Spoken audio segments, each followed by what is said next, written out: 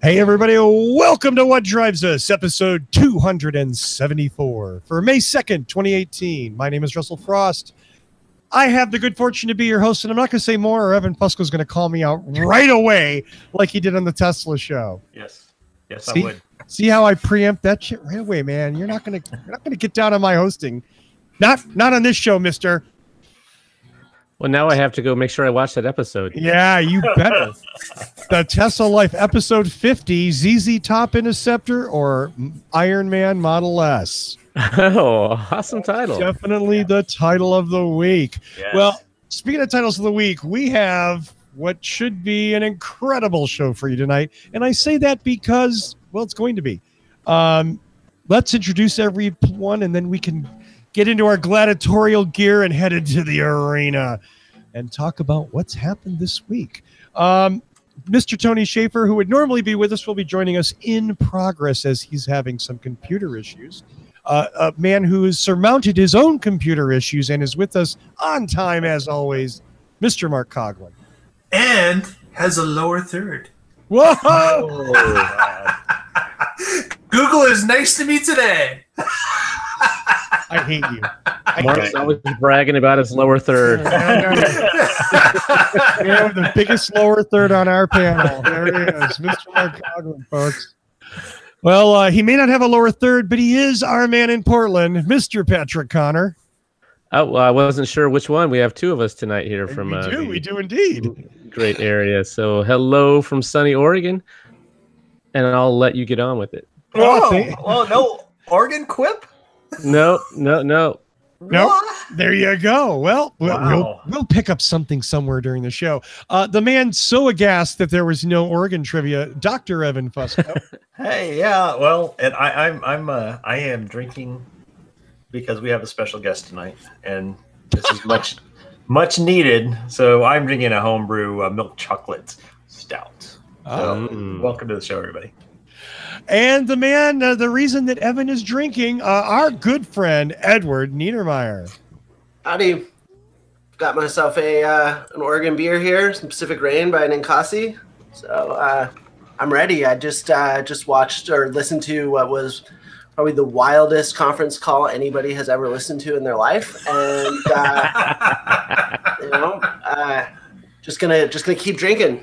Absolutely. Absolutely. And hey, you know what? Before I introduced our final panelist, and I look at Russell's drinking tonight. Woo! Yes. Always a good show. Fort Bragg, California, North Coast Brewing Company. This is some Berliner Weisse tart cherry beer. It's pink, and I'm drinking it, so what the hell? The man who just popped his pop top, our man in Boulder, Colorado, the founder of Boulder Hybrids, Mr. Paul Guzik. Hey, everybody, and my sponsor is Juicy Goodness. Left-Hand Brewery in Longmont, Colorado. Sweet. Juicy Goodness. How can you not want to drink that, right? No, it's Well, cheers, everyone, from North Coast. Yeah. Are we celebrating Elon tonight? Is that the deal? We're celebrating Elon every night. And so Edward is with us because he, amongst all of us, was the only man, as far as I know, brave enough to listen to the entire Tesla earnings call, start to finish. Patrick, did you listen? I sure did. You know I did. Oh! You always give me crap. It's an Oregon thing. Yeah. Excellent. So we have two people, and oddly enough, both of them are in Portland. So if things get really ugly, they might just go to each other's house and take care of this mano y mano. That's about as close as I get to a foreign language. Ed, I'm going to turn it over to you to start, maybe with a couple of points that stood out for you, and then maybe we'll go to Patrick, and he can bring up a couple of points. How's that? Sounds good. Yeah. Well, man, I mean, I don't often find myself at a loss for words, but this time, Unfortunately for us. yeah, I'm pretty close. And I'm actually, it's too bad that you all didn't listen to it, because I was kind of curious to hear your thoughts, and maybe we should go over to Patrick. But I guess just to start, I'll say it was. I mean, they've been getting these quarterly conference calls have been wildly entertaining for a while. They've been getting sort of progressively wilder and wilder over time, and man, the trend sure continued with this one. I would say the highlight, or like certainly the most tweeted about probably moment, was when he just cut off like 2 questioners in a row asking like about finance and conversion, like order conversion on Model 3 and things like that, and was just like, these are boring questions. We'll go to YouTube. Boring bonehead questions. Boring bonehead questions. Okay. Wow. And went to this kid Galileo Russell, who has a YouTube channel, and I guess I call him a kid. I don't know him. I don't know how old he is. Whatever. But he's a kid with a YouTube channel, and he asked, like, he had like 9 questions or something. Say he like basically had half the call, just him and Elon like sort of chopping it up, and that went a lot better, I think, in the sense that like he asked the kind of questions that get good answers from Elon, like, you know, physics questions and battery power density questions, and like the kind of stuff that Elon, you can tell he would like to talk about if he had a choice. And I think he also was probably pretty happy because it kept him from having to talk about the stuff that he obviously doesn't like talking about, like, why can't your factory actually make cars? Why can't your company ever make money? Why do you keep promising things and never actually like are able to deliver like sort of the results that you've promised in the past? So, you know, I mean, I understand. I would get tired of getting asked questions like that too, and I would probably prefer to like I say, kind of shoot the shit with a dude from YouTube. So anyway, that's sort of my initial thoughts. But it looks like Wall Street wasn't too happy because after hours their stock is down 4.5%. Yeah, it was a big run up earlier in the day, I guess. So yeah, someone tweeted that the conference call cost him $2.5 billion. If I had that money, I would pay it just to listen to it because it was that entertaining. Wow. Patrick. Yeah, so I enjoyed the questions from Galileo Russell, and it's funny, Ed, because looking at the panel here, you're the kid. We got a bunch of gray hairs, and then you. Yeah. I want to be. So yeah, Galileo asked about the Tesla network and when is that going to deploy. He asked about Model Y and where it's going to be built.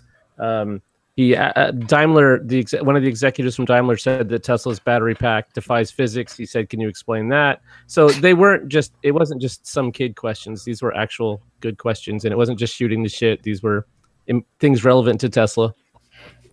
Yeah, I mean, they're the relevant kind of to earnings, though.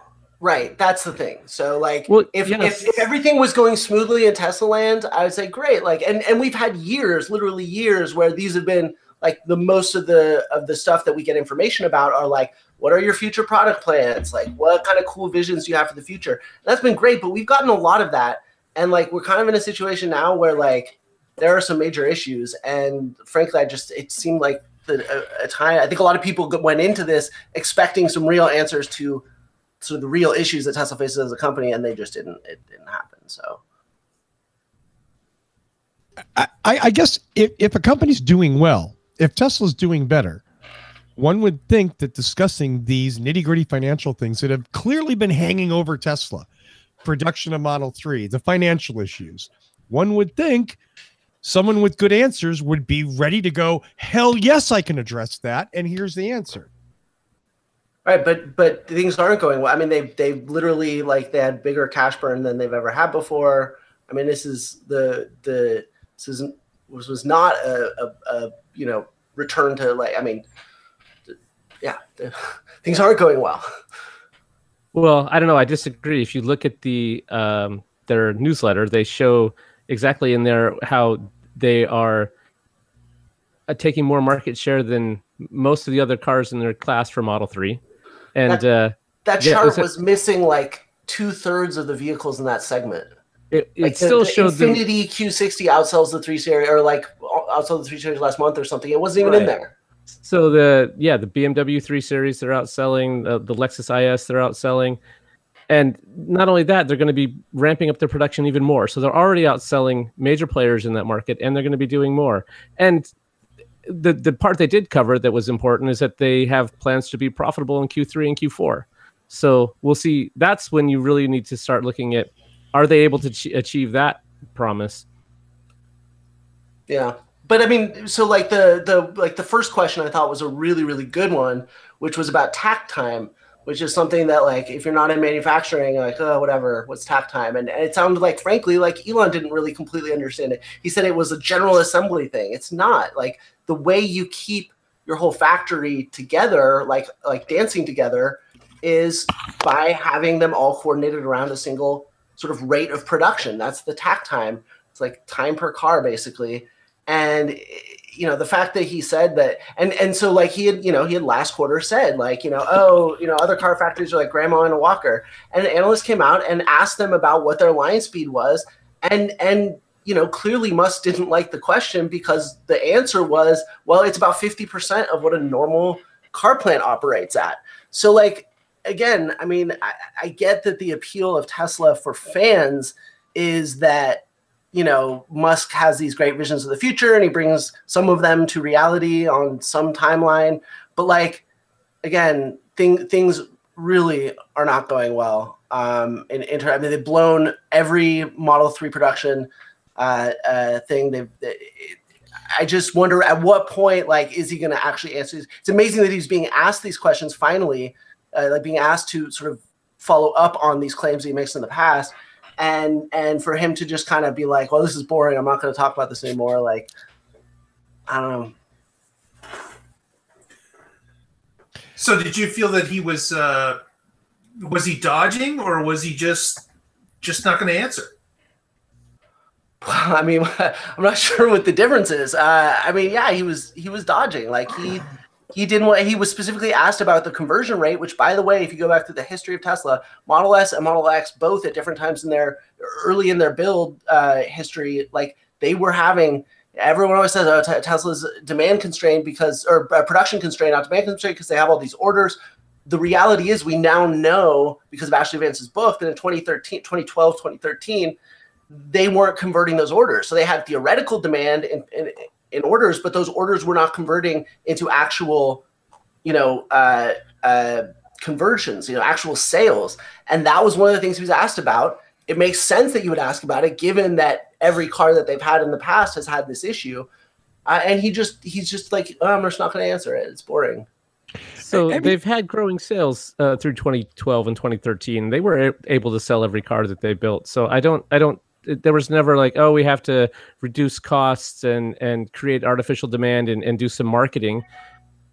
Yeah, that's actually not true that they've sold every car. They have repeatedly on several occasions sold themselves cars, held them as engineering cars, and then delivered them to customers when orders finally came in, because they don't do market research. They just build cars. And if there's no demand for that particular car, they just sort of hold on to it. And they have definitely effectively bought cars from themselves and held them as engineering cars and then delivered them later when the demand showed up. So, I mean, whether that means that they're obviously not completely just supply demand if they're doing that. Now, maybe part of it is that they made mistakes in terms of what specifications they built, right? What their mix is, because they don't do enough research and market analysis. But regardless, like, it's not simply that they are literally every car they build instantly goes to a customer. That's just not the case. At least at different points throughout their history. Patrick, I'm just curious. Would you say that it was a successful call?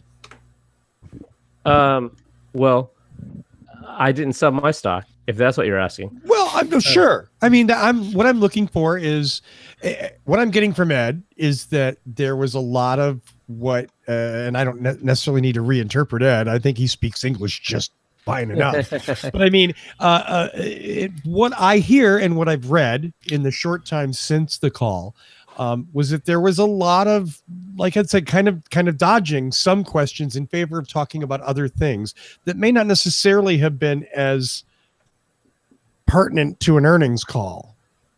So, I mean, this is essentially to distribute information to investors. Is that correct? Is that a reasonable way to describe what these earnings calls are supposed to be?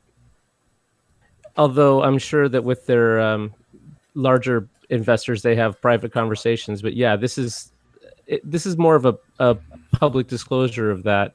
Correct. But it's supposed to be financially slanted. It's not to talk about future ideas and stuff, which Elon's really good at. Like, he should be answering the financial questions. That's the whole point of an earnings call.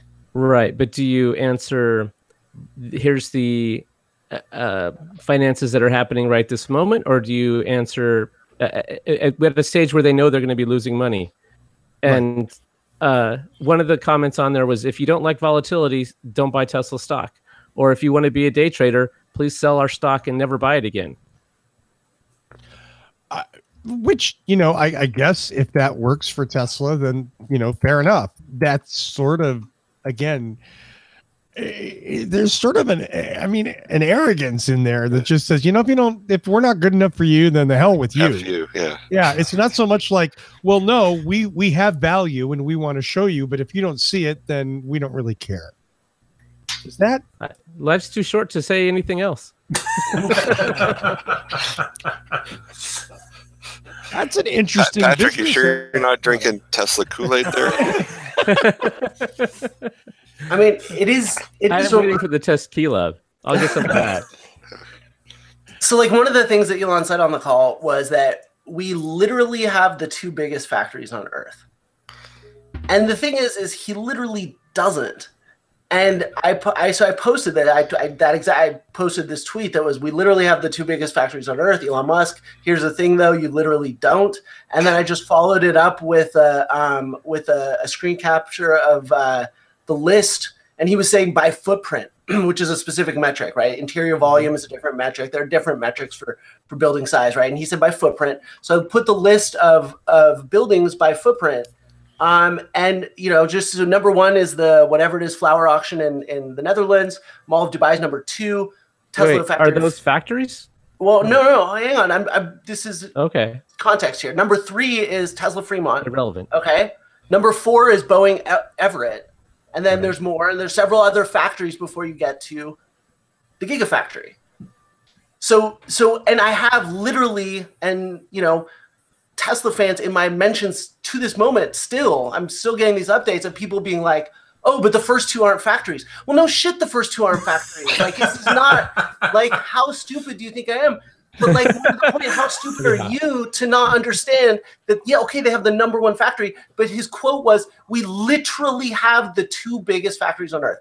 And, like, when you see a spectacle like the one that we witnessed today, and then you see people up, like, I really, like, Elon's going to do Elon. He is who he is, but I really cannot shake the feeling any longer. And I've been wrangling this for a while, but, like, the level of enabling that happens with this guy, and I get it. Like, he's done great stuff, and I get admiring him. And no, I do. No, you but are there's absolutely seeing there is the a negative line side between of supporting everything. and admiring someone and enabling them. And I think we crossed that line, like, a while ago. A lot of people crossed that line a while ago. And, like, when you're at the point when, like, the evidence is that clear right in front of your face and you're trying to argue about it because Elon said it, like, guess what? Elon fucking lies sometimes. Like, he just does.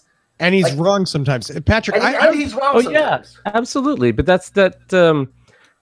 So what's the point of pointing out, oh, nope, that literally isn't true. You literally said this and then. Because he's supposed to say true things on an earnings call. This isn't a marketing thing. This wasn't a social event. This wasn't a debut. This was an earnings call. Right. He's making representations to people who are giving him their money to spend. Yeah. I think that's the difference. That venue is not a time for Elon to go Elon. It's a time for Elon to be a CEO. No? You're okay with that?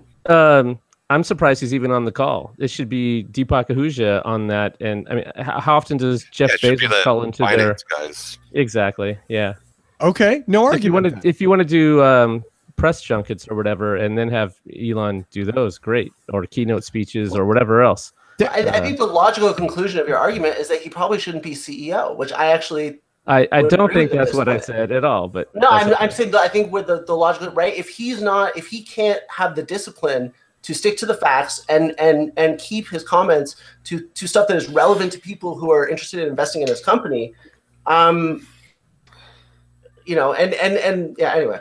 Well, I think we said not on the call. We didn't say kicked out of the company. No, and I didn't say kick him out of the company. I think as a chairman, as a head of communication. I mean, there's lots of roles that he can play without being the CEO. But I think he's a damn good.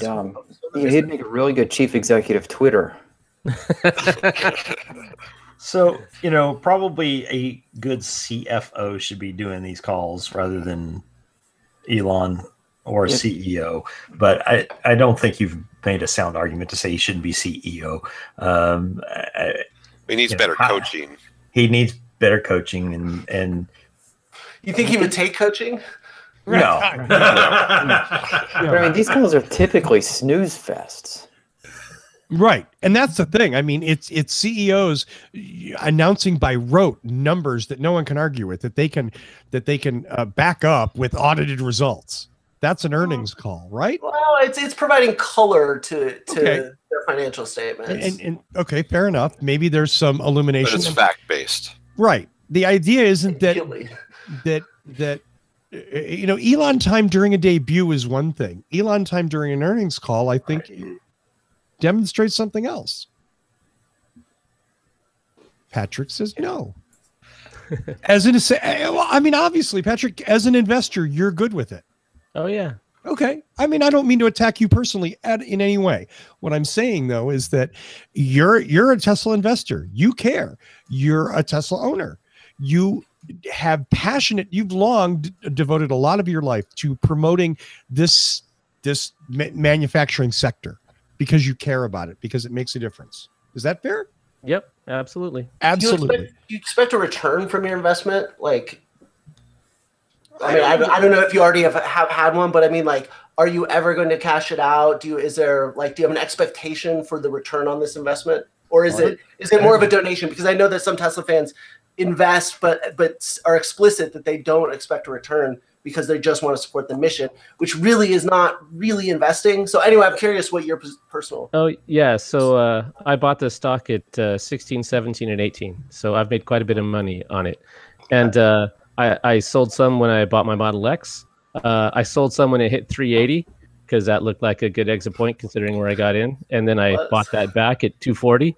And I've made another 50 points on that. So that's looking, So I'm absolutely taking some off the table and made far more than I put into it. So it's worth. Do you expect Tesla to be profitable? Yeah, actually, I was surprised that we talked about this on the show a couple weeks ago. I was surprised that they have even tried to make profitability a focus at this point. They're still, if they have a lot of top line growth that they can do by investing in building. They're probably not going to start their next gigafactory in Q3 or Q4. Why? Because they've said they're going to focus on profitability then. So and we talked about why it seems to be some investors that think that's a requirement. And I disagree. I would rather have them growing faster. I would rather have them break ground in Q3 and spend the money. I would rather have them start building out the mega charger infrastructure for the semi. So they're focusing on profitability now. That's as for what I would like to see them do. That's not what I'd like to see them do, but I understand that a lot of their other investors do want them to prove they can be profitable. Yeah. You guys are awfully quiet. Well, I mean, I think one of the reasons that I'm a little bit fired up about this, and I can't really, unfortunately, go into any kind of detail, but I've got at least one big feature story coming out sort of about the situation on the ground in Fremont at the factory there. I think that, it's interesting. We're no longer really arguing about whether or not Tesla's a manufacturer. They pretty clearly are an automobile manufacturer. And that's the part of the business. And I think, this growth from 2,000 to 5,000, I think there's a lot of perceptions that like this gets easier at some point. I think there's a lot of misperceptions. Even with the analysts, like a lot of their questions, like Brian Johnson stood out because he was talking about a very specific manufacturing issue, and he seemed to sort of have a pretty good grasp on it. A lot of the other analysts don't really seem to understand manufacturing particularly well. And I'm curious, maybe when the story comes out, we can come back and revisit it, because I think that the reality on the ground there is not encouraging at all. And I think that it raises real questions about their ability to both scale that up and to especially make money on it. And if they can't do that, I don't know. It seems like the company's pretty much bet on Model 3. So that's part. I just wanted to provide that as sort of some of why I'm a little bit fired up about this stuff right now. It's not just my usual stuff. I've been talking to people at Fremont, and it's not pretty. Not pretty. Like, I'm just curious. Can we set some metrics or some goals or whatever, something that says Tesla in Q3, Q4 has to do this, or they're not, or it's a bad sign? Because there seems to be constantly like, there's one group that says no matter what, things will get better eventually, and there's another group that says this is another sign of the apocalypse. And I don't think you can set any metric like that, because it's all about what the investment community is willing to put up with from Tesla.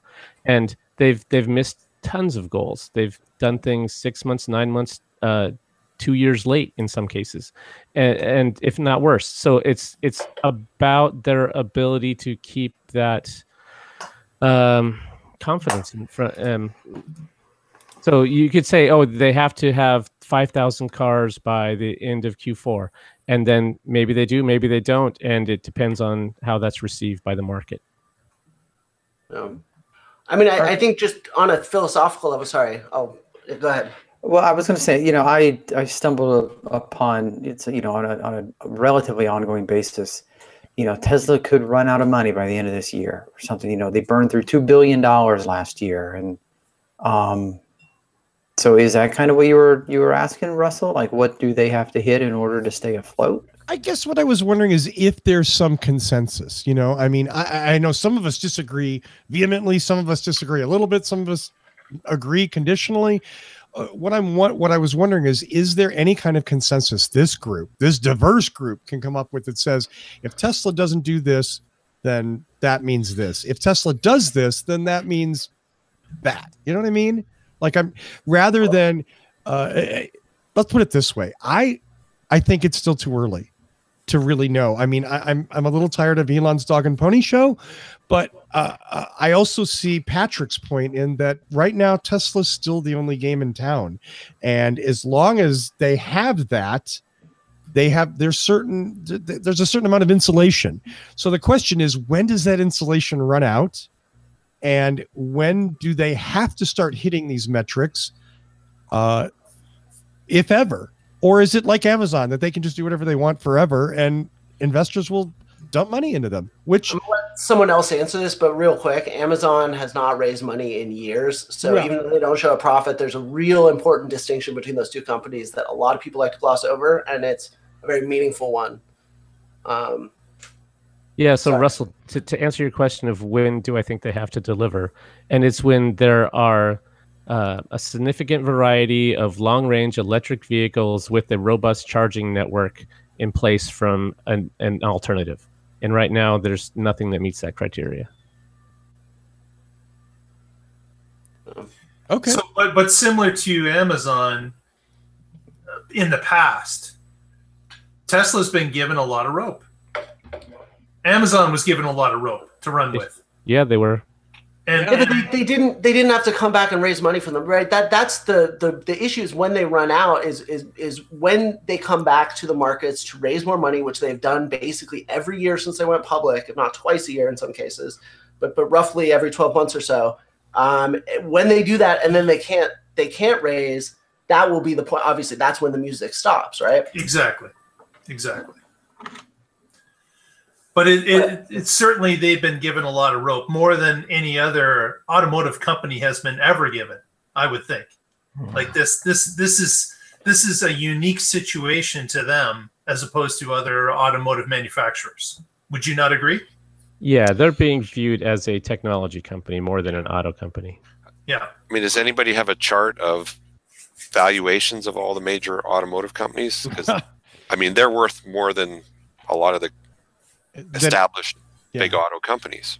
Yeah, they're competitive with sort of the second tier of automakers. So like the big ones like Toyota and Daimler are definitely worth more. But the Tesla stock is like 5 times what those others are, which is really interesting. Well, the market, I guess the market cap of Tesla for a company that's never made money is crazy. Yeah. And it is all based on the future, which hopefully will come. But at some point, investors are going to say, well, I'm not waiting anymore. I'm out of here. They have sexy, beautiful, gorgeous cars. Yeah. They have the best batteries that have been tested, minimal degradation. I mean, it's That by amazing now stuff. any decent company could copy what they've done. But but you could have amazing batteries and sexy cars and just run out of money. Right. I mean, that's what I'm saying. You have the best product on the market, but you blow through more than $2 billion a year, and you have about almost $3 billion in cash.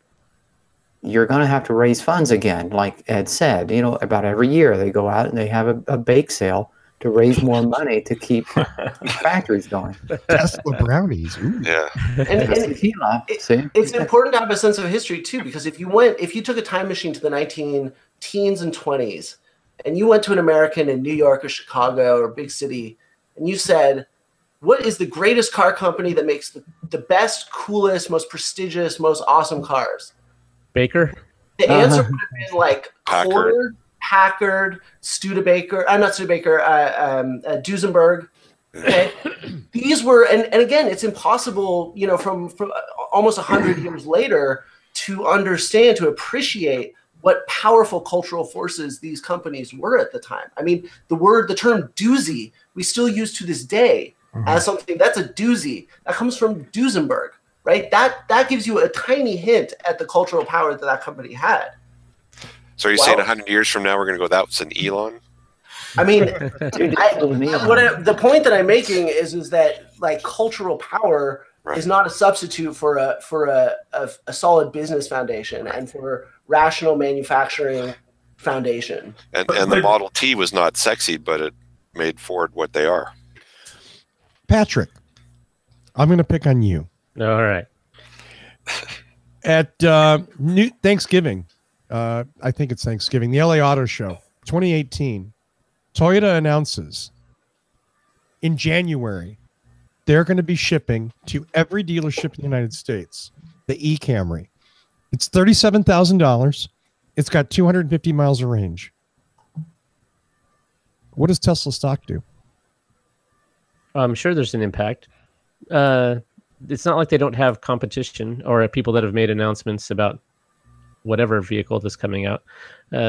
Again, my point is I'm trying to demonstrate that I think Tesla's position, as well moted as you have made the argument, is a little more precarious. Oh yeah, there's no question it's a volatile stock. I'm not saying it's not. I'm not saying it won't go down. I'm not saying that they won't have trouble. And there is no guarantee that they survive. I'm not guaranteeing any of that. Okay. So right now, if you want to look at innovation happening in the auto industry, they are by far the most innovative and outpacing other companies in that space. Not necessarily a measure of success in the long term, but absolutely you're right. So do you think they're going to be? I mean, it might not. Innovation doesn't mean financial success. Right. It's not like Tesla's going to go away. They're just going to become a subsidiary of Tata Motors.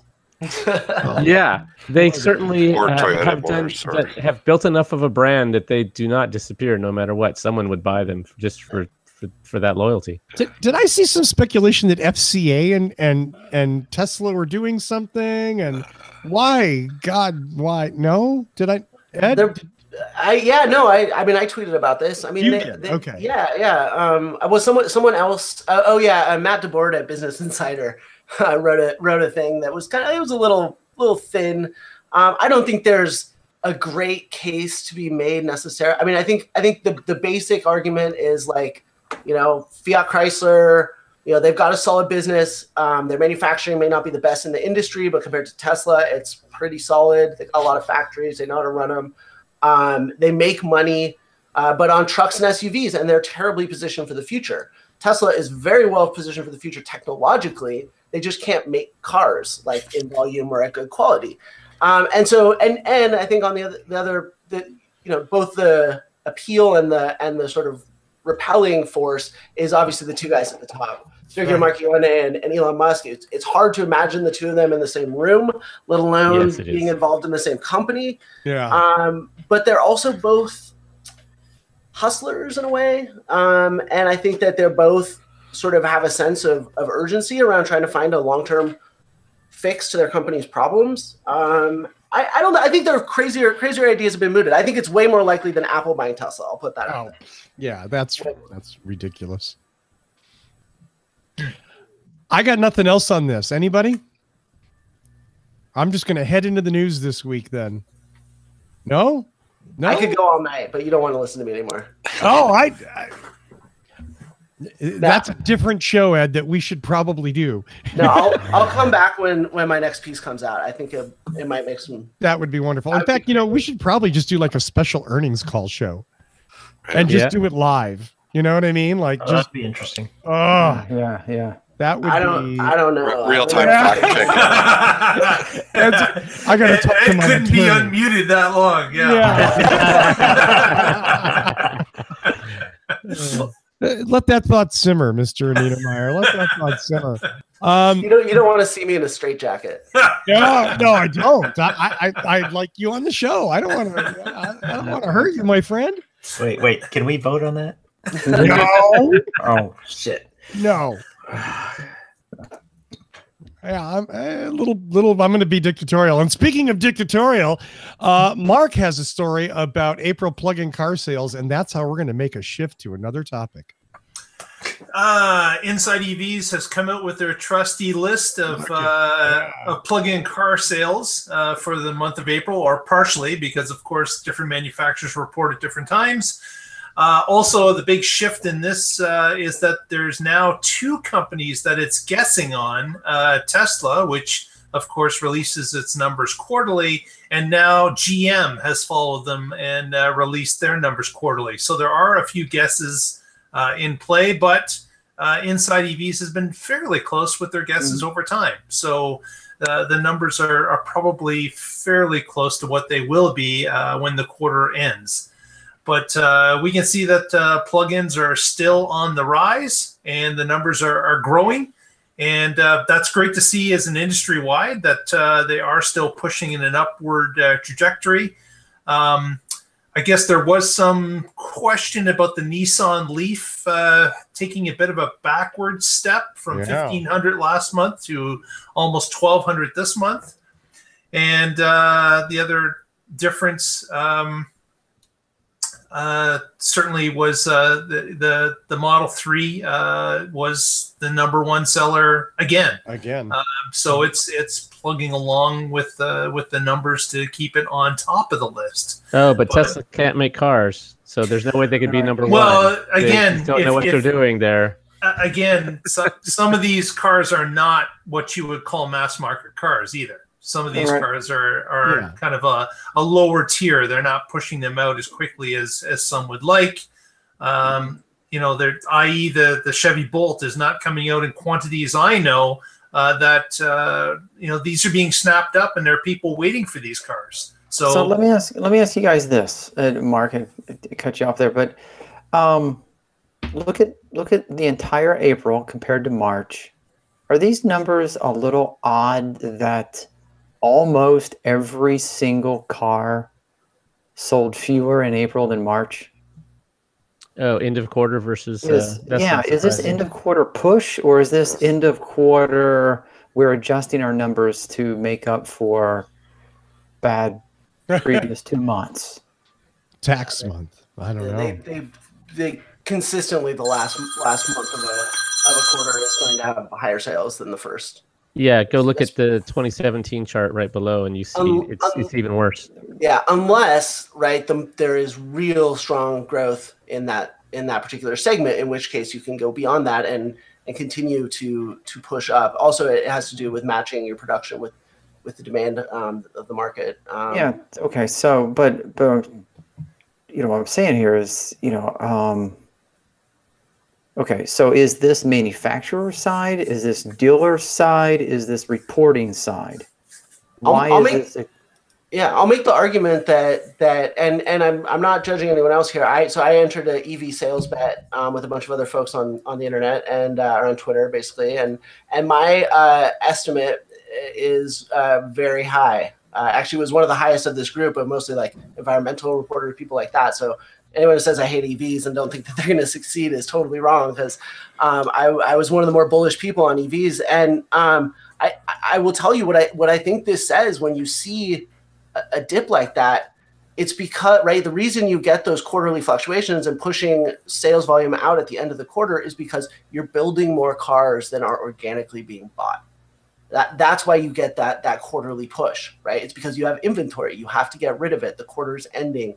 You need to get so frankly, again, as much as I think EVs or long-term, plug-in cars are going to continue to grow, and as much as I want them to continue to grow, I think we have to be realistic about what we're seeing here, and this is something that the EV and plug-in world and I think Tesla is sort of a hyper example of like, setting expectations. It can be a very dangerous thing. I think there's a line between cheering for something and wanting it to succeed versus blowing expectations too far. And I mean, and then the result being disappointing. And I think that's exactly kind of what happened with the original Nissan Leaf. And we've talked about this in this show before. Nissan built 500,000 units of capacity, hasn't cumulatively since 2011 sold more than about, they've sold about 300,000 or so. And that like had real repercussions for the entire auto industry. So I think anybody who's a fan of EVs needs to understand this, that like there is a balance between cheering something on and actually going over the line and potentially actually harming the thing that you're trying to help. Sure. What is your estimate for 2018? It's 330,000. So that's an optimistic bet. Yeah, we're pretty close. Yeah. Okay. So, So it sounds like Wait. No, do you agree? Yeah, well, like you said, he's optimistic. Well, he's not a Tesla fan, but he's an EV fan. So we agree on this is overall looking at EVs, and yeah, okay. There were 200,000 sold last year, 300,000 this year. Yes. So it sounds like that if anyone is interested in purchasing an EV or a plug-in vehicle, they need to not only wait until the end of the month when the dealers are trying to move cars, but wait until the end of the quarter. Yeah. The end of the month at the end of the quarter. Yeah. So the end of June at this point. Yeah. It's also an opportunity. It's also important to point out though that you'll see the SAAR seasonally adjusted annual rate. So like car sales are very seasonal. So the fact that we're off to a slow start now, and basically my bet is looking kind of bullish. Part of that is just the seasonality. A lot of cars get sold towards the end of the year. A lot of cars get sold in the summer months. So like summer and there's like Christmas sales and things like end of year blowout stuff. So actually the very end of December is probably the best time. What are you talking about? You drive past any dealership in Chicago in January and February, and the place is just packed. No, it's really not. Like, nobody's going outside. Meanwhile, in the rest of the world, Uh-huh. well, Mark, anything else on the monthly sales to point out? No, just waiting for the rest of the numbers to fill out over the month, and I guess we'll see. But Ed's absolutely right. There are seasonal purchase periods, and of course, we're sitting now at about 70,000, with not all of April filled out. But yeah, I guess for Ed to be right, we're going to have to be at about 100,000 every 4 months. Yeah. Mm-hmm. Is it weird to anyone that the Chevy Volt is outselling the Chevy Bolt? That's a little strange to me. No, because they're building them. Well, Why do you think that, Ed? I mean, I just seemed like the Bolt had quite a bit of hype around it. But again, it's hard to judge that based on what you sort of see on the internet. Real demand is not necessarily reflected in online. Yeah, absolutely. I think the excitement you saw is from EV people and real world people that are still nervous about range anxiety and that kind of thing, like that security blanket of an ICE on board. Yeah. Well, and I think also the idea that the Volt's an accepted, it's like Prius. It's not an experimental car anymore. Plus, there's still no charging network for the Bolt. I mean, in any practical sense. Yeah, well, there is quite a bit out there. There are using PlugShare and other things. You're right. It's not as diverse as you come up and there's 20 charging stalls for each of the Bolts to use at one location. But it is a growing network that's not centrally controlled. I And think that's one of the key points there. It's not centrally controlled. I think that's long distance driving. I mean, the for most people, their charging infrastructure is their garage. Right. Right, but as we've talked about here, people make emotional decisions, and they make decisions based on that 1 or 2 trips they make a year, even though that's not their normal use case. Right. Yeah, but Second Americans car. also, I mean, we're more than 2, cars per household on average, Yeah. right? Like, I mean, Mhm. the idea that one car has to do everything it's just not.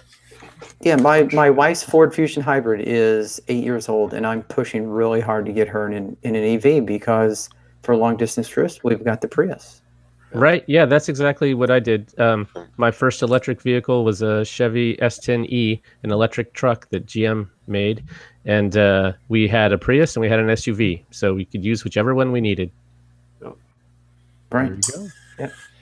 Well, Tony has the next story, and it's especially poignant because of our discussion of Ford last week, and I'll leave it at that. Yeah, and so I want to share a picture with everyone no picture, here. no. Yes. So this will make everybody's evening. I know. Oh, So there you Hummer. go. Look at that. It's a Hummer plugged They're in. Oh, be still my Yeah. beating heart. No. So let's see. So now I'm gonna I like switch. how it's got directions of how to unscrew the cap for the Hummer. Right. They need it. They're Yeah. Hummer owners. Oh, did I say that? I'm sorry. Yeah. So All I'm that exposure to gas fumes, you lose a few brain cells. yeah. So I'm here in Bloomberg, and they have an article that's called "It's a Bad Time to Stop Making Small Cars," and so the scenario that they painted, it took a little bit to develop, but it's really interesting when you think about it. So we know here in the United States, a lot of manufacturers really have migrated away from smaller cars. They make the larger cars, the crossover utility vehicles, the SUVs, and then the bigger, even huger things, and the big trucks and everything, because they have a higher margin on that. And they're making a lot of money. So why, so they stop making these small cars with small profit. They make these bigger cars with larger profit. But right now, this is the time of the year when the gas price goes up and up and up. And I've seen the gas price here in the United States go up quite a bit over the last couple of months. And so, of course, Americans with very short attention spans and very small memories forget the gas goes up. And so now they are buying fewer of the large cars, and they're trying to find smaller, more fuel efficient cars. And you might think, okay, so what's the big deal about that? Well, as it explains in the article, the manufacturers are using the profit from the big cars to pay for their investments in electric vehicles. So when people stop buying the high ticket items and start buying the lower ticket items, they see their battery technology and research and all of that stuff start shrinking up. So it's a really weird predicament to be in, that the big ticket items they were banking their research on is starting to shrivel as gas prices go up. And then they even have fewer small cars to sell to the people who are looking for small cars. So there was really no like punchline or joke or anything about it. It's just I thought it was an interesting article that talked about the strategy that they were using and then how it can now potentially backfire on them. So could that mean more EV sales? Well, but the problem is their funding for the EV research and development is shrinking because they're selling fewer large cars. And because Wall Street's throwing all their money at Tesla. Woohoo! Zing. Now, I actually wrote a response to, not really a response, but like a sort of complimentary piece. So that was written by Connor Sen, who's one of my colleagues at Bloomberg View. And he's a really smart guy, and it's a very thoughtful piece. And I definitely encourage everyone to read it. I do, it's a little bit, I think that the fear of rising gas prices is, they talk about generals always fighting the last war. And in the auto business, 2008 was like a very, very traumatic event. Obviously, we saw bankruptcies and bailouts. And car sales got cut in half in 1 year, and it was this combination of an economic downturn and a really sharp spike in gas prices. And so now I think people look at Ford, getting out of the car business, focusing on crossovers and SUVs and trucks, and saying, this is setting up another 2008. I think that's one of the big concerns. And obviously that's certainly like you can't completely eliminate that possibility. But gas prices are not going up that fast. They're just steadily, slowly easing up, which, by the way, is mostly sort of either complemented or what have you by sort of steadily rising CAFE standards, which the automakers have to comply with. And I think the one of the key factors that's really important to remember when you look at this whole situation is that we use miles per gallon in this country, and it's a terrible, terrible, terrible metric for a bunch of but like the main reason is that it's a curve. So the difference between 16 and 17 miles per gallon is much bigger in your pocketbook than the difference between 29 and 30, right? And so what you're seeing is people aren't buying the cars up at the right instead of really efficient cars, people are more tending to buy like EVs now and stuff. But the important thing is that the people who are buying trucks and SUVs, which are, by the way, funding not just EVs, but autonomous drive technology, shared mobility, the entire future of the auto business is basically being financed by people who buy trucks and SUVs. So as much as some people like to look down on them, like they are, consciously or not, doing playing a pretty important role in this whole thing, this transition. And the big three, that's their profitability, is big trucks and SUVs. Exactly. And they don't get the benefit of the doubt from Wall Street like Tesla does. And so they need to show as much profit as they can in order to not just have money to spend, but potentially to raise more money to keep their stock price up so that they can invest in all of these huge investments in like electric, autonomous, shared, all that stuff. But the important thing to remember is that trucks and SUVs, the low end of the fleet, has improved its fuel economy steadily, in part because of CAFE. And as a result, so if you look at a car at X MPG versus Y MPG, you have to look at what those how much gas they would use over a set distance, like 10,000 miles. And when you do that, you start to understand that actually, when you look at 2005, what the average truck was, what the average truck is today, the average car is, the gap effectively between what a consumer is going to pay at a X gas price is much between a truck and an SUV is much, much smaller. And in a lot of ways, crossovers are really like cars have kind of just morphed into crossovers. And then also part of it is that we're seeing so many new mobility options, whether it's Uber, Lyft, micro mobility, all kinds of stuff that, I think cars to some extent are going from being the jack of all trades of American mobility to kind of the masters of none. Mobility is getting more specialized, and that's actually a good thing because when you have a jack of all trades, you end up wasting a lot of capability that you don't use most of the time, but you still feel like you need to own. So I don't think this is as bad as a lot of people think it is. Oh, sure, Ed. I'm sorry. I make an optimistic point once and oh, just whatever.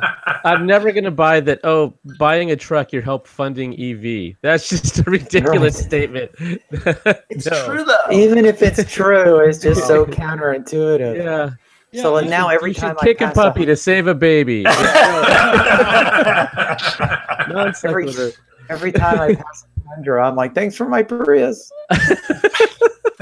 but that's the truth, and that's where the profit is. There's no question. That's where that money went. And it wasn't like Prius made money for a long time, right? Yeah, Tony, you should go up to Tundra owners and say, "Thanks for buying that Tundra. It made my Prius possible." Yes, that's horrifying. That's just I mean, I get that, but yeah. Well, and what would happen if Ford said, "Listen, guys, like we're just going to not make any money. We're just going to have losses for 5 years. You need to give us billions and billions more money so that we can spend it to make this transition, and we're just not going to make any profit in the meantime because selling trucks is bad."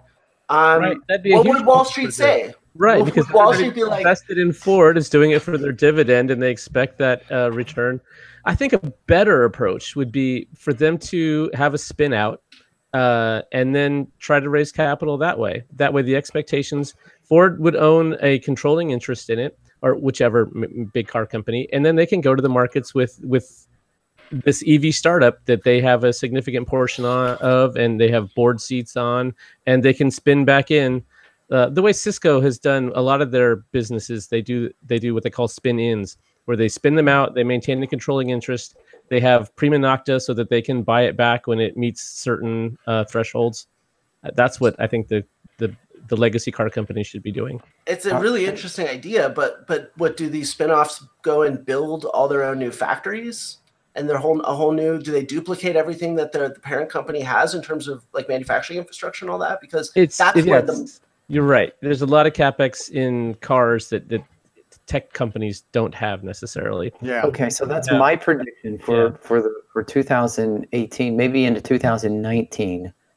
We are going to discover that Tesla was a spin-off of Ford being privately funded. Ford slashed almost all their cars, and they're going to replace it when they put Tesla back into the Ford fold. Yes. Yeah. That's a bold prediction. Yeah, I've heard some crazy theories before. So do you think that's more likely than the Chrysler scenario? Yeah. Okay, show title. We're all drunk. I'm writing it down. I kind of like the kick a dog to save a baby. Kick a puppy to save Well, and I'm curious too what your all thoughts are about like how to bridge this gap between sort of the market that we have now, and forget whether or not trucks are profitable, like that, and I'm sure they're related, right? But like that's what people want to buy, and certainly we've talked about this in the past that decades and decades and decades of marketing clearly has gone into making them more appealing to people, but for whatever the reason, right, people want to buy trucks and SUVs. How do we make the transition to sort of all the wonderful ideas about a greener, cleaner, more efficient future? Because that strikes me as being one of the really tough parts of all this, right? As soon as someone can create an electric truck that goes a fair distance, then you've got a whole group of people that will move from regular EVs over to trucks because they like sitting higher. They like the bigger footprint. They like all those assets that trucks bring that smaller cars don't. So all we have to do is gas gets stupid expensive. Well, then it goes the opposite. Yeah, it can go the opposite way too. So I don't know. I think that the progression to trucks and SUVs and CUVs, like you said, has been going on for quite some time, and more people just once they get behind the wheel of a larger vehicle, they really enjoy it and they don't want to leave it. And asking them to step down is a tough choice for many people because they're really comfortable with the larger vehicle and they want to be, whether it's safety, whether it's a view of the road, whether it's whatever, they enjoy it. I think plug-in hybrids are a great transition technology. On this show, 2013, I said, my next vehicle is going to be the Outlander PHEV. It's coming out next week. And that didn't happen. And then next year, I'm saying, any day now, it's going to come out. It is out now. Yeah, you get it now. Yeah. Except, I bought my Model X in 2016. I waited 3 freaking years. They didn't do it. So they missed my chance. I'm sure you would get a reasonable trade-in on your X. To get that Outlander. Yeah, take it down to CarMax. Trade it in. Hi, I want to trade this crappy Tesla in for a Mitsubishi. When they get the jacket on you, everything will be okay. So plug-in hybrids don't require a lot of infrastructure. We have existing gas today that they can use. People who haven't driven plug-in vehicles can be comfortable in them because they can plug it in their garage and get great gas mileage or fuel economy. And then if they want to drive to Vegas, they can do that and never have to worry about it. Which, we just saw the Volt outselling the Bolt. And I think we're still at that stage where for a lot of people, a plug-in hybrid is better than a pure electric. I'm certainly a pure electric fan. If that's what people want, I'm not going to discourage you, but I'm saying for a lot of people in a lot of the country, a plug-in hybrid's a better option. Especially one-car household. Yeah. Right. Absolutely. And especially anything you want to, take sort of I think the other thing, and this doesn't address the truck issue, the SUV issue, and why people like bigger things. I think people just automatically are conditioned through decades of marketing to buy the biggest thing they can afford. But I do think the undercurrent here, especially with younger people, are things that aren't cars, scooters, e-bikes, whatever, stuff like that are hugely popular and are going to further disrupt that ICE car market. Yeah, it's a major inflection point, and that's when things get shooken up, and some players survive it and some don't. Right. And obviously, you know, that's regional too. You know what? A scooter's cool in San Diego, not as much. Not Toronto. Yeah. not cool in Toronto for 9 months of the year. You know what I mean? So, you know, this is certainly a regional thing as well. But I'm shocked at how many people are riding around on e-bikes and scooters in San Diego as I drive down there. I'm shocked. San Diego is not the most liberal city on the West Coast, for those of you that think it might be. And then I just rarely rains. Exactly. Right. It almost never rains. Yeah. I just pictured the guys in Dumb and Dumber rolling into Aspen on their scooter. Yeah. No, I mean, but there's a lot of places where something like that has huge utility, lowers the price. It's very easy to use. I think it's a good complement to public transportation too. And it's actually interesting that we're talking about, you know, as a society, and not just on the show, but like all these new, you know, ideas around mobility and, you know, getting beyond cars and like embracing all the possibilities of mobility. And yet public transportation is that one that's like, everyone seems to kind of forget that it even exists. And I think that's kind of an American thing, but I'm curious if maybe at some point, like it will start being a little bit more part of the conversation. I think as this generation gets older, we'll start to see that, you know, that smaller e-bikes again and scooters are that last mile or last 5 mile solution, and that public transportation is a lot more popular than buying a car and paying insurance and paying for fuel or worrying about charging. That it's just, you know, like if I'm going to go somewhere, I'll rent a car. Otherwise, I'll take what's around me here. Right, and by the time that happens, all the coastal cities will be flooded, so we'll basically be building from scratch again. Boats! And we could actually implement it. Yeah. Oh, Tony, it's your optimism. It's your unalloyed optimism that just keeps me going from show There'll to be show. personal autonomous submarines from the coastal cities. Ooh. Are there autonomous submarines? Dodging the obstacles, I think, is a lot easier when you're in the middle of an ocean. Yeah, good point, because you can't see them. You just bump into them. We have more news, but we're not going to talk about it this week because we're pretty much out of time.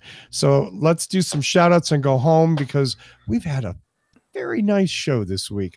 I'm going to start with Paul because I ended with you last time. So, right. Paul. I'm going to shout out to a site that's helping me out this week called bringatrailer.com. Yeah. For those of you who haven't seen bringatrailer.com, it's a really cool site that auctions off all kinds of unique, collectible, weird, funky cars.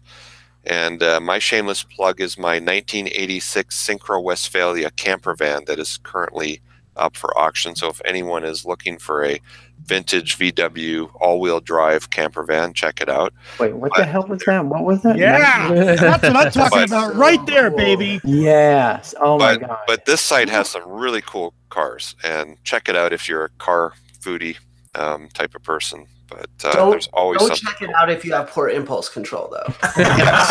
Or have a lot of money because there's a lot of tempting. Yeah. What was that red one on the right there? The thing. Look at this gorgeous thing that Paul. Now, Paul. I mean, this is kind of. I'm going to turn this into a little bit of an infomercial, but this is your personal. You've taken care of this. Yes, but I have like 4 other VW vans, so what are you saying? go. Is this the crappiest Paul has a one? fleet. No, this is actually the only 4-wheel drive one, which surprisingly I don't use the capabilities of, even though I live in Colorado. So I'm going to keep some of my other ones. I had no idea they made it in a 4-wheel drive. See, well, that's why this one's super rare. Look at that right there. Yeah, right there. Yeah. So that's my plug this week. Bringatrailer.com. Bringatrailer.com. There's it looks like it ends in 5 days. If you want to get Paul Guzik's personal 1986 Volkswagen Vanagon Synchro Westphalia, say that 3 times. But there's lots of really cool cars on this website. So yeah, there are. It's horrifying, actually. Like that thing. $7,000. Sure it is. Okay. You can, and if you need to get a hold of Paul, go to boulderhc.com, and you can send him questions or call him there. And need hybrid stuff. Yeah. Yep. Absolutely. Ed. How about some plugs, Mr. Problem Magnet? Yeah. Problem? That's not It's the adjective I would have used.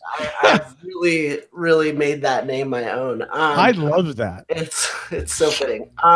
Yeah, so I've got a big feature coming to the Daily Beast. I can't tell you exactly when it will be. There's we're making sure that all of the I's are dotted and T's are crossed because it's an important story, and I don't want Tesla to just come out and say that I made it all up or something. So that'll be out, and I would love to come back and talk to you guys about it, answer any questions you have, that kind of a thing when that comes out. Maybe next week, maybe next, who knows. And otherwise, just doing the Autonocast, autonocast.com, and of course, spending way too much time on Twitter, Tweetermeyer. So that's about it. There you go. Do look for Ed on Twitter. He is a wonderful follow. And yeah, Ed, obviously every week, man, anytime you want to come on the show, you're welcome. Oh, I do have one more plug, actually. My dad was actually on the Autonocast. We talked about this whole Ford situation. It's an interesting episode. You can check it out at autonocast.com. But his website is curbsideclassic.com. If you like old cars and you like the history of old cars and the auto industry, I don't know how much crossover there is with this audience, but if you like that kind of stuff, check out his website, curbsideclassic.com. Really great, and also just like a really great community, really knowledgeable people who are like incredibly civil with each other, which is such a rare thing on the internet that deserves a shout out. Nothing wrong with that. Nothing wrong with being civil. And speaking of civil, Evan Fusco. I'm here. You've been so civil. I have been civil tonight. And, I quite honestly, when you guys start getting into all this technical crap with the stock market, I'm lost. I don't know. I had to Google half the words you were saying, so I stay out of it. I like Tesla. Says the doctor. Says the doctor. Oh, okay. Doctors are not known to be good investors. Trust me. I wasn't.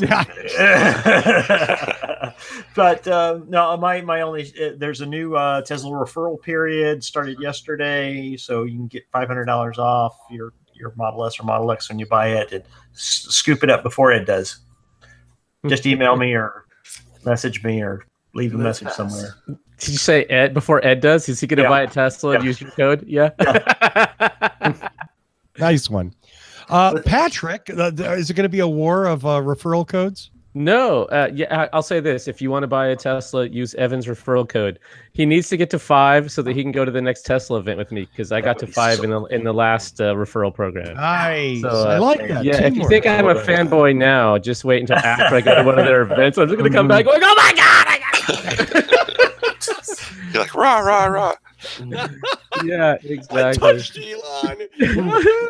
I saw him in person. Yeah. Oh my God. So I can no longer say Ed's always wrong because we actually agreed with a couple things. Tesla called the Wild West, or what's the Colton, Oregon on Netflix? Yeah. We have a few cults around here. Nice. Yeah. I'm sorry, Patrick, please. No, so you can find my writings at carswithcords.net, and I'm with the Oregon Electric Vehicle Association. You can find them at oeva.org. Thanks. And before we do shoutouts from Tony and Mark, real quick, chat room. How's it going, chat room? I have 3 titles. We're all drunk. Pick a puppy to save a baby. And earnings call Thunderdome. Okay. Quick votes. I need quick votes for one title. Okay. So Tony or somebody will check in there. And Mark, how about your shout outs, my friend? I got a shout out to my plug-in, the Chevy Volt. It's been 1 year since I've owned the car, I've done 25,000 kilometers, which for you Americans is about 15,000 miles. Right. And I have driven it 95% of the time on electric, and it saved me a ton of gas money up here in Canada. So I am extremely pleased with the car after 1 year and love it, and will continue to own it for the foreseeable future. Love that car. How many gallons have you put in it since you bought it? Since I bought it, a total of 27 gallons. Wow. Jeez. Sweet. Yes, that's awesome. You've single-handedly polluted all of Canada. You should feel horrible. 27 gallons. 27 gallons over a year. I'm insane. I'm insane. I put that much into the Toyota Land Cruiser yesterday. Okay. Literally, and then I again put in the that afternoon. much into the Toyota Land Cruiser yesterday, which is another story in a review coming up. Mr. Schaefer. So I have a new addiction now, thanks to Bring a Trailer. Check it out. It's a 1951 Ford Country Squire Woody wagon. That's awesome. The bid is $15,000. That's like $1 a pound. We don't need more show titles, but Tony loves a Woody. Wow. No, Tony wants a Woody. Yeah. I'm writing it down. Now. I'm writing it down. I don't know. I don't know what's going to get us the most clickbait. But it'd be dangerous if you subscribe to Bring a Trailer's email list every morning. There's like 12 cool cars in your inbox. No. So I am seriously giving shout outs to Derek, Divine Time, Migo, Royal Pools, Christopher, and D4961. Thank you for subscribing this week. I would love to have you. And if you have the time, come and join us at 1 a.m. Greenwich Mean Time and join us in the chat. And a shout out to everyone in the chat room. You know who you are. I'm not going to run through because I always miss somebody, and they're like, "Hey, I'm here." And you okay, so It does look like we have some new people in this week, so thank you. Okay, I'll let you do that. But I do want to say, if you use Flipboard, make sure you look for the What Drives Us magazine. Philip Barclay and I throw stuff in there. I noticed Philip dumped a bunch of magazines in, or a bunch of articles in the magazine today. And you'll see all the articles that we talked about today and the ones we were going to get to are in Flipboard. Maybe prep for next week. Crazy. Yeah. Crazy. I have no idea what title I'm going with. I have 4 awesome titles. This is worse than the last show. Kick a Puppy has the most votes in the chat. Yeah, Kick a Puppy has the most votes in the chat room. Okay. I will go with the chat room because I'm loving on the chat room right now. As always, I want to thank Michael Mannering for our amazing theme music. Visit him at manthing.com. You can visit us at facebook.com/whatdrivesus. Twitter, we're at What Drives Us. We're on Instagram now, What Drives Us Show, where you get to see what I'm driving this week. And sometimes it's fun. The Land Cruiser shots from the desert yesterday. Oh, baby. It was so much fun. And of course, right here, youtube.com/whatdrivesus. Please subscribe. We are just 17 shy of 500. I want to push us over 500. Please tell a friend, do whatever you got to do. I don't care. Drug them, threaten them. It doesn't matter. Just hit the subscribe button on YouTube. We need to get over 500. You guys have all been so supportive. Thank you so much. That is very important. And that is all I'm going to say, other than to thank the incredible panel that we assembled this week. Do I owe you people money? I'll take one of those solar panels you have behind you there. You like that? That's nice. That is beautiful. Tesla solar panel, baby. Oh, all did I say that right. out loud? I'm sorry. It's powering your computer right now. It's not doing a damn thing except blocking my bed, which you can't do. No, the light from his computer screen is charging the solar panel, who's charging his computer. Perpetual motion. Perpetual motion. There we go. Now you know it. Yeah, that worked. How did Elon not come up with that one? Don't say that. I'm so going to get in trouble. Nobody knows I have this. Anyway, thanks to everybody. Paul, Ed, Evan, Patrick, Tony, Mark, You guys are awesome. Really good show. Thank you so much. And thanks again to all of you for watching. Tune in next week and find out what drives us.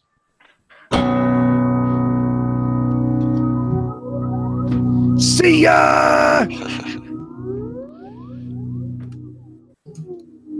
Da, da, da. There's the music.